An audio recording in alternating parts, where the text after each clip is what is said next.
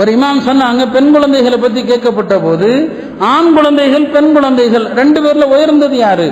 அவங்க சொன்னாங்க, அல் பனூன நிஅமத்துன், ஆண் குழந்தைகள் அல்லாஹ்வுடைய அருட்கொடை, வல் பனாத்து ஹஸனாத்துன், பெண் குழந்தைகள் அல்லாஹ்வுடைய நன்மைகள். ஆண் குழந்தைகள் அல்லாஹ்வுடைய நிஅமத்து, அல்லாஹ்வுடைய அருட்கொடை, பெண் குழந்தைகள் அல்லாஹ்வுடைய ஹஸனாத்து, நன்மைகள். அருட்கொடைகளை பத்தி அல்லாஹ்ட்ட நாளைக்கு கேள்வி உண்டு, பதில் சொல்லணும். அல்லாஹ் குர்ஆன்ல சொல்றான், லதுஸ் அலுன்ன யௌமஇதின் அனின் நஈம், அந்த நாளிலே நீங்கள் அல்லாஹ்வால் தரப்பட்ட ஒவ்வொரு நியாமத்துக்கும் பதில் சொல்லணும். ஆண் குழந்தை பெத்தா நீங்க அல்லாஹ்ட்ட பதில் சொல்லணும். ஆனா பெண் குழந்தை பெத்தா ஹசனா, அது நன்மைகள். ஒரு பெண் குழந்தை பிறந்தாலே நன்மை தான். இந்த நன்மையை பத்தி அல்லாஹ்ட்ட நாளைக்கு கேள்வி கணக்கே கிடையாது.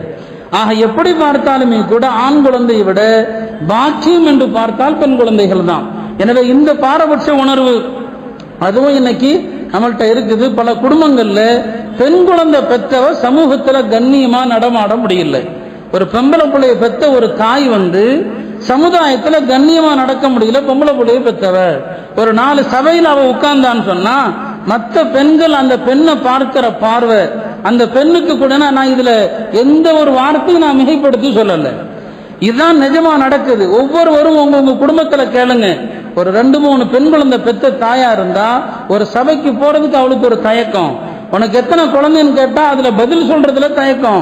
ஏன்னா பெண் குழந்தைங்கிறத பதில் சொல்லும் போது கூட ரொம்ப குரலை தாழ்த்தி ஏதோ ஒரு கேவலம், ஒரு அவமானமாகத்தான் இன்னைக்கு சமூகம் பார்க்குது. எந்த அளவுக்கு நாம மார்க்க விஷயத்துல இஸ்லாம்ங்கிற அழகான ஒரு நியாமத்தை பெற்றுக்கொண்டு பெண் குழந்தை எந்த அளவுக்கு நாம் அவமதிக்கிறோம் என்பதை நம்முடைய அருமையானவர்கள் யோசிக்க வேண்டும். அதனால இந்த நிலை மாறணும். பெண் குழந்தை பெரிய பாக்கியம். பெண் குழந்தையை பெற்றதுனால அதுக்காக சில பேர் 2வது கல்யாணத்துக்கு ஆசைப்படுறான். உண்மையிலுமே ஒரு ஆணுக்கு தேவை அவன்கிட்ட பொருளாதார வசதி, உடல் வசதி இருந்தா இன்னொரு திருமணம் செய்வது வேற விஷயம். ஆனா சில குடும்பத்துல இப்படிப்பட்ட அநியாயம் நடக்குது.